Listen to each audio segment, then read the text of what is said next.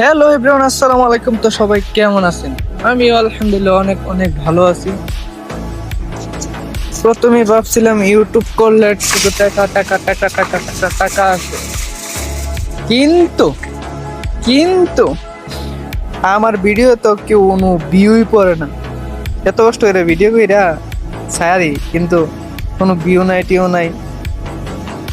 এভাবে কি সম্ভব?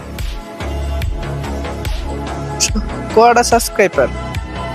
16টা। 1000 হইব কবে? কি আশা বসে রয়েছে।